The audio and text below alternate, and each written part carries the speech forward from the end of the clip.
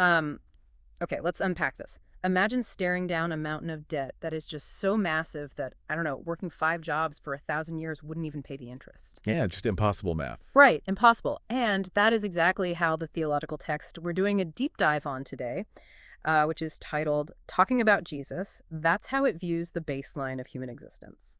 It really does. It establishes this really stark contrast right out of the gate. Um, According to this framework, humanity is starting in a profound deficit.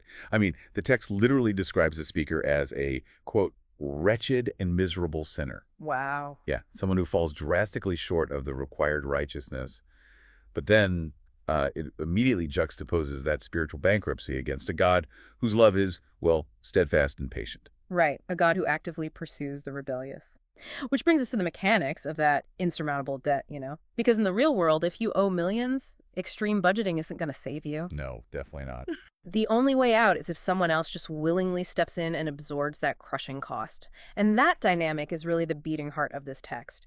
But I mean, honestly, my first reaction to this is that it kind of goes against our basic human programming. Oh, absolutely. Right. Like when we're in a hole, our instinct is to grab a shovel and try to earn our way out. And that instinct is exactly what this text is trying to dismantle. Yeah. Because, society is fundamentally built on meritocracy. Sure. You work hard, you get rewarded, you do good things, you are a good person. Mm. But this text just severs that link when it comes to salvation.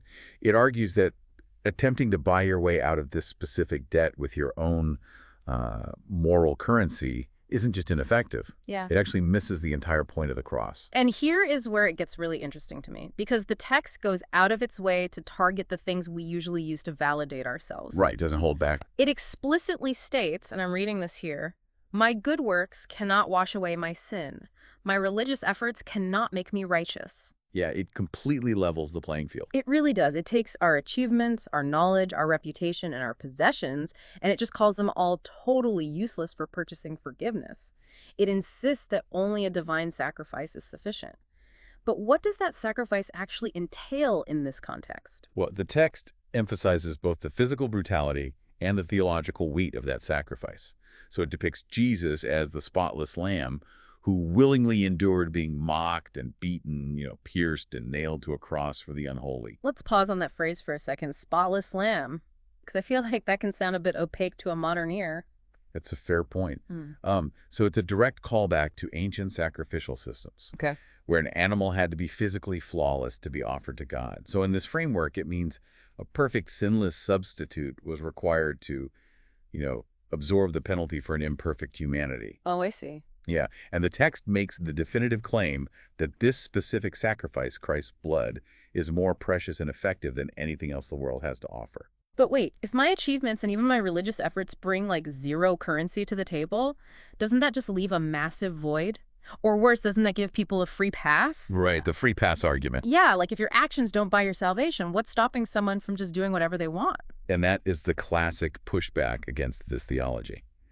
But the text argues that grace doesn't leave a void. It creates a brand new identity. Okay. The speaker shifts from being condemned by sin to being redeemed and justified by faith. Let's translate justified by faith for a second, because that sounds like a courtroom term. It is a courtroom term. Oh, it is. Yeah. Well, In plain English, justification means the judge brings down the gavel and declares you legally not guilty. okay, right. But here's the twist. It's not because you didn't commit the crime. It's because someone else already served your sentence. Wow. You receive that ruling simply by trusting in it, by faith. And to answer your question about the free pass, the text shows this realization doesn't lead to complacency or reckless behavior. It leads to a life lived in profound gratitude and repentance. Because you realize the magnitude of the sentence you just escaped. Precisely. It points toward an ultimate hope of an eternal kingdom that is completely free from sorrow and suffering and death. And it changes how you live in the present. Which explains the poignant plea at the end of the text. Yeah. Because the speaker asks to never let this immense grace become ordinary. Yeah, ordinary. It functions as an anchor. Like if you ever start feeling arrogant, it reminds you that you didn't earn your status. Right. And on the flip side, when you feel utterly unworthy, you remember that God's love isn't based on your track record anyway. Exactly. It's based on his unchanging character. It's a really powerful framework.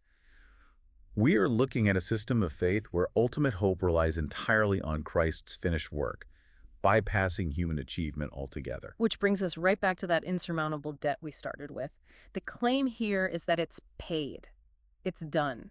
But think about the practical implications of that for a second. If a person truly internalized this text tomorrow morning, like if they genuinely believed that their ultimate standing and worth were 100% disconnected from their earthly achievements, their reputation, or their moral perfection, Yeah. how drastically would their daily anxieties, their ambitions, and the way they treat other people change tomorrow?